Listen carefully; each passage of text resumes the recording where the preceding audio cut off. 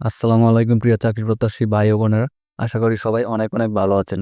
তো ইতিমধ্যে কিন্তু জেলা প্রশাসকের কার্যালয় বা ডিসি অফিসে একটি নতুন নিয়োগ বিজ্ঞপ্তি প্রকাশিত হয়েছে এবং এখানে কিন্তু মোট 7টি ক্যাটাগরিতে 128 জন লোক নিয়োগ করা হবে।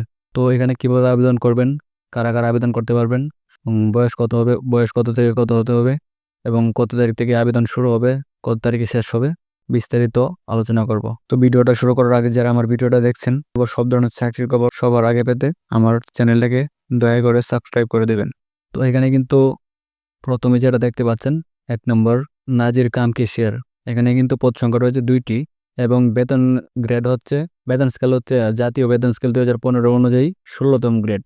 অর্থাৎ এখানে বেতন হচ্ছে 9,300 টাকা থেকে 22,490 টাকা পর্যন্ত। এবং এখানে শিক্ষাগত যোগ্যতা হচ্ছে কোনো স্বীকৃত বোর্ড হতে অন্য দ্বিতীয় বিভাগ বা সমমানের জিপিএ সহ উচ্চ মাধ্যমিক সার্টিফিকেট বা সমমানের পরীক্ষা উত্তীর্ণ এবং কম্পিউটার ব্যবহারের দক্ষতা থাকতে হবে। কম্পিউটার মুদ্রা করে গতি প্রতি মিনিটে ইংরেজিতে সর্বনিম্ন 20 শব্দ এবং বাংলায় সর্বনিম্ন 20 শব্দ। অর্থাৎ এখানে যারা আপনারা এইচএসসি পাস করেছেন তারা কিন্তু আবেদন করতে পারবেন এবং আপনাদের কম্পিউটার স্কিল থাকতে হবে, কম্পিউটার দক্ষতা থাকতে হবে এবং কম্পিউটারে মুদ্রা করে অর্থাৎ কম্পিউটার টাইপিংয়ে প্রতি মিনিটে ইংরেজিতে সর্বনিম্ন 20 শব্দ লেখার গতি এবং বাংলায় সর্বনিম্ন 20 শব্দ লেখার গতি থাকতে হবে। তাহলে কিন্তু আপনারা এই সবগুলো পদ যেগুলো আছে এই সবগুলো পদে কিন্তু আপনারা আবেদন করতে পারবেন। শিক্ষাগত যোগ্যতা কিন্তু এইটাই। এবং এরপরে আছে কিন্তু সার্টিফিকেট সহকারী। এখানে কিন্তু পদ সংখ্যা রয়েছে 6টি খালি পদ রয়েছে এবং এখানে কিন্তু বেতন স্কেল হচ্ছে জাতীয় বেতন স্কেল 2015 অনুযায়ী 16তম গ্রেড, অর্থাৎ 9,300 টাকা থেকে 22,490 টাকা পর্যন্ত।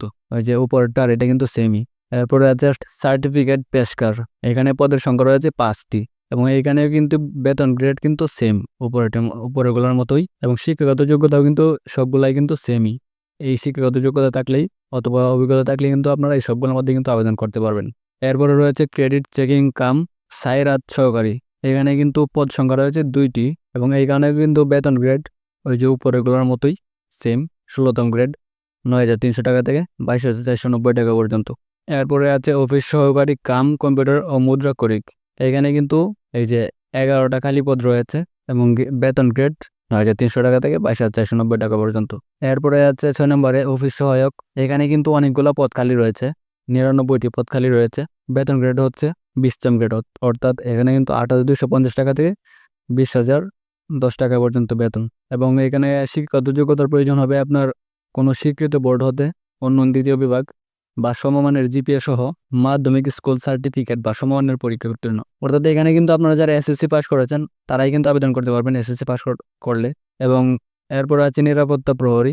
এখানে কিন্তু খালি পদ রয়েছে 3টি এবং বেতন হচ্ছে 20তম গ্রেড, 8,250 টাকা থেকে 20,010 টাকা পর্যন্ত। এইখানেও কিন্তু আপনারা সেম ওই যে শিক্ষাগত যোগ্যতা সেম, কিন্তু আপনারা এসএসসি পাস করলে কিন্তু এখানে আবেদন করতে পারবেন। এরপর আছে আবেদন ফর্ম পূরণ এবং পরীক্ষায় অংশগ্রহণের ক্ষেত্রে নিম্ন বর্ণিত শর্তাবলী অবশ্যই অনুসরণ করতে হবে।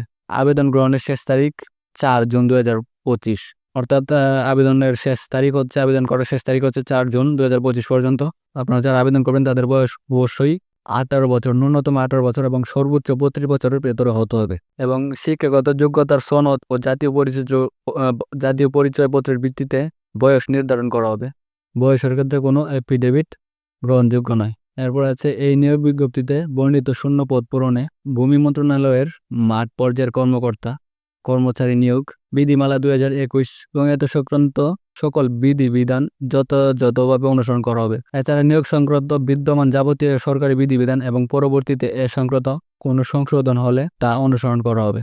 এইগুলা হচ্ছে মানে শর্তাবলী কিছু দেওয়া আছে আর কি, কন্ডিশন দেওয়া আছে, এগুলো আপনাদের মন চাইলে এখান থেকে পড়ে নেবেন। তো এখানে কিন্তু আপনাদের আবেদন কিন্তু শুরু হবে 15 মে সকাল 10টা থেকে। আজকে 14 তারিখ, কালকে থেকে কিন্তু এখানে আবেদন শুরু হবে সকাল 10টা থেকে এবং আবেদনের শেষ হচ্ছে 4 জুন পর্যন্ত। 4 জুন 5টা পর্যন্ত কিন্তু আপনারা আবেদন করতে পারবেন। এবং এখানে হচ্ছে লিখিত পরীক্ষায় উত্তীর্ণ হলে আপনারা এই কাগজপত্রগুলো দাখিল করতে হবে।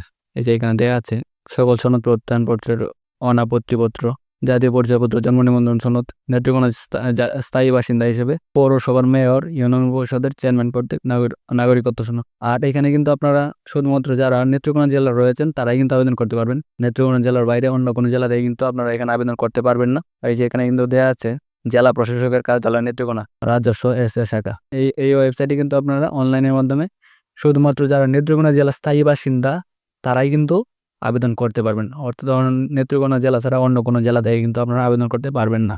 আর এখানে এই যে আবেদন করার আবেদনপত্র পূরণ সংক্রান্ত নিয়মাবলী এখানে দেওয়া আছে। এই যে আপনারা এখান থেকে কিন্তু এই লিঙ্ক থেকে আপনারা আবেদন করতে পারবেন এবং আবেদন করার জন্য কি কি প্রসেস ফলো করতে হবে এগুলোও কিন্তু এখানে দেওয়া আছে। 1 থেকে 5 নং ক্রমিকের জন্য পরীক্ষা ফি বাবদ 100 টাকা এবং টেলিটকের সার্ভিস চার্জ বাবদ 12 টাকা সহ অফারের যুগে মোট 112 টাকা কিন্তু খরচ হবে আপনার এই যে 1 থেকে 5 নং ক্রমিকের জন্য। এবং 6 থেকে 7 নং ক্রমিকের পদের জন্য পরীক্ষার ফি বাবদ 50 টাকা, টেলিটকের সার্ভিস চার্জ বাবদ 6 টাকা সহ অফারের যুগে মোট 56 টাকা কিন্তু আপনার খরচ হবে 6 থেকে 7 নং ক্রমিকের জন্য এবং 72 ঘন্টার মধ্যে কিন্তু আপনার টাকা জমা দিতে হবে। তো এই ছিল আজকের ভিডিও। সবাই ভালো থাকবেন। আর আমার চ্যানেলটা নতুন, যারা চাকরি প্রত্যাশী আছেন, যারা চাকরি করছেন, তারা কিন্তু অবশ্যই চ্যানেলটা সাবস্ক্রাইব করে দেবেন। কারণ আমি এখানে প্রতিদিন যে নতুন চাকরিগুলো সার্কুলারগুলো বের হয়, আমি সবগুলার বিস্তারিত ভিডিও তৈরি করি এবং তৈরি করবো ইনশাল্লাহ। আপনারা সবাই আমার পাশে থাকবেন এবং ভিডিওটিতে একটি লাইক করে দেবেন। ধন্যবাদ সবাইকে। আসসালামু আলাইকুম।